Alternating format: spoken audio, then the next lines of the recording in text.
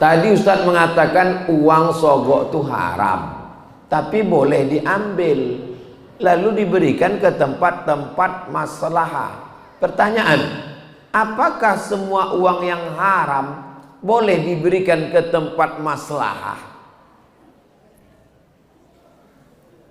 Menabung di bank konvensional, bank konvensional itu riba. Latak piti 1M, ada bunganya. Datang orang bank, Pak, ini bunga untuk Bapak 100 juta. Halal apa haram? Dari bunyinya camel aja biar. Haram. Lalu awak sabit, saya nggak mau ngambil mas, ambil saya. Habis gak diambilnya? Awak ambil piti haram itu. Letakkan di masolih ammah, kepentingan umum. Itu bukan fatwa ambo. Abdul Somad tidak pernah berfatwa. Itu fatwa ketua ulama dunia Syekh Yusuf Al-Qardawi, lama meninggal tahun lalu rahimahullah.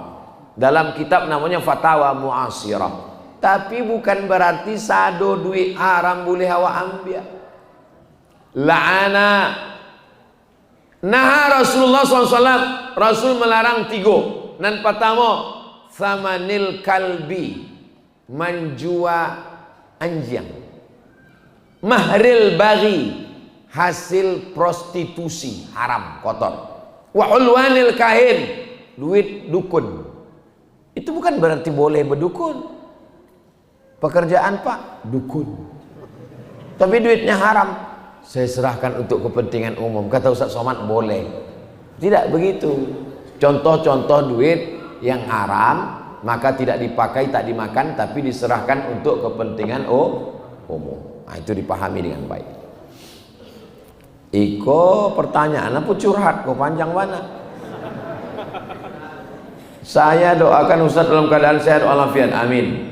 Saya ingin bertanya mungkin di luar materi. Akhir-akhir ini saya diberatkan 2 pilihan. Satu sisi saya mau membahagiakan orang tua, tapi akhir ini saya selalu disuruh menikah. Pertanyaan saya, apakah dengan memenuhi permintaan beliau adalah salah satu cara membahagiakannya? Sementara di sisi lain hati saya belum siap dikarenakan saya anak pertama dan tulang punggung keluarga, otomatis banyak yang masih saya pikirkan Ustadz. Mohon pencerahannya. Ada sahabat Nabi menikah, ditanya dek Nabi, kamu menikah ke Nabi? Iyo. Dengan janda apa dengan gadis? Jandung. Kata Nabi, halla bikran, kenapa engkau tak nikah dengan anak gadis? Adik ambo banyak ya Rasulullah. Kalau ambo nikah dengan anak gadis, beko bercakapnya dengan adik-adik ambo, tak sesuai. Ambo nikah dengan janda kok, dia bisa mengayomi, melindungi. Jadi ada pertimbangan-pertimbangan. Iko anak patamu, ingin membahagiakan orang tua, ada adik-adik, tapi tulang punggung keluarga. Amak menyuruh nikah, maka carilah perempuan yang bisa sekaligus tulang rusuk dan tulang punggung. Anak tunggal, semata wayang, amehnya banyak, ladangnya lawe, apaknya sedang di ruang ICU. Solihah. Nah itu. Yang mengerti sebelum menikah lagi tahu dulu kayaknya. Ambo kok anak patamo, apa jo ama ambo adik-adik ambo lah tulang punggungnya. Beko kalau awak menikah, apa adinda siap menerima segala konsekuensi ini semua? Keceknya, jangankan untuk surat-surat tanah dan otoikoda, nyawa ambo agiahkan. Amin. Cuma sayangnya nanambo ceritakan kok cuma ada di sinetron religi saja. Tapi insya Allah Allah akan menemukan orang baik, ditemukan Allah dengan yang baik-baik insya Allah. Kalau jodoh takkan kemana, tapi saingan di mana?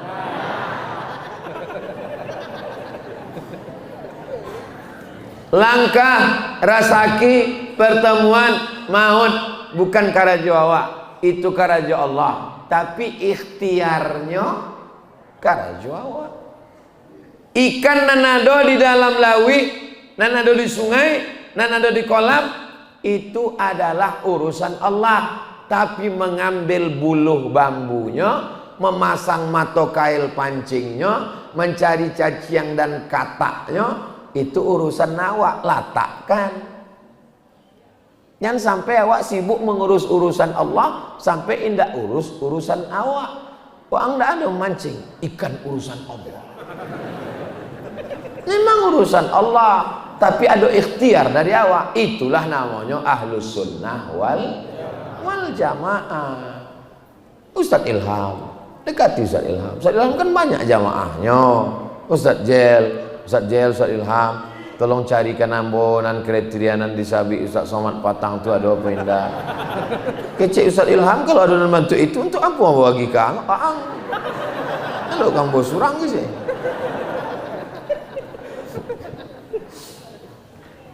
Semoga Ustadz selalu dilindungi Allah. Amin ya Allah. Amin ya rabbal alamin.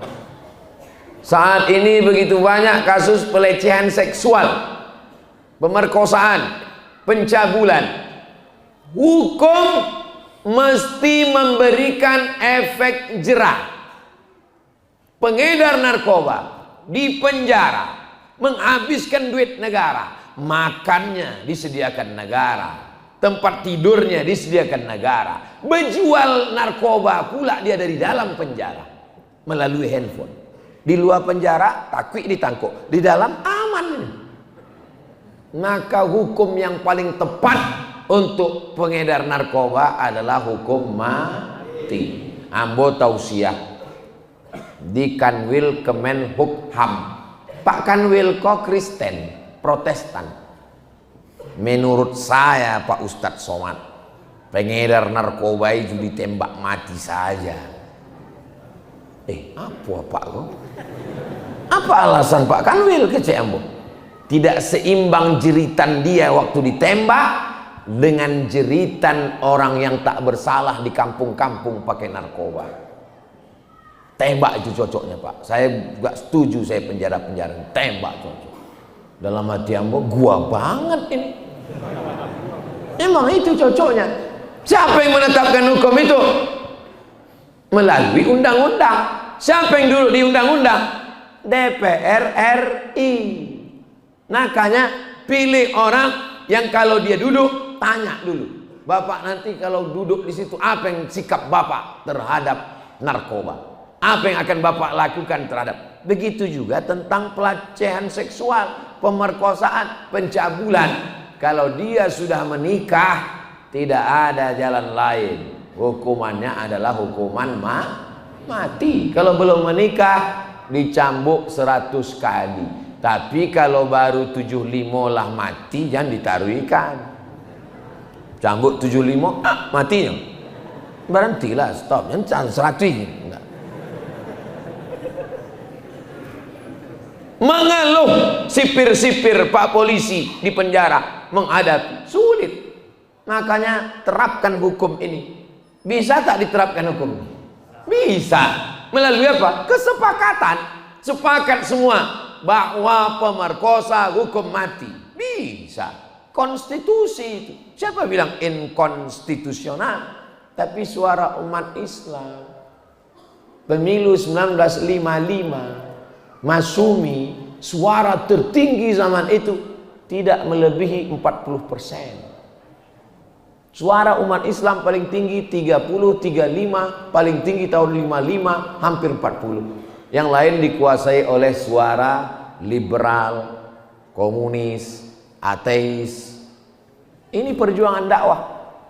Buya Hamka rahmatullah alaih meninggal, masalah tidak selesai. Buya Muhammad Nasir meninggal, masalah tidak selesai. Ustadz Somad meninggal, masalah tidak selesai.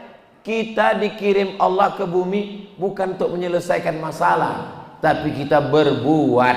Allah tidak akan tanya kita, sudahkah kau selesaikan masalah? Tapi paling tidak kita berusaha menyelesaikan masalah-masalah. Masalah pendidikan, masalah pelecehan seksual. Bagaimana seorang korban dapat menerima takdir yang terjadi pada dirinya? Ada korban, lalu kita nasihati si korban, terimalah semuanya ini, Ini adalah takdir dari Allah. Sabar ya.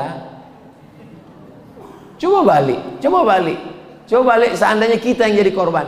Datang orang menasehati kita. Datang orang menasehati saya. Somad, sabar ya. Muncung orang sabar. Itu kan enggak orang kanai.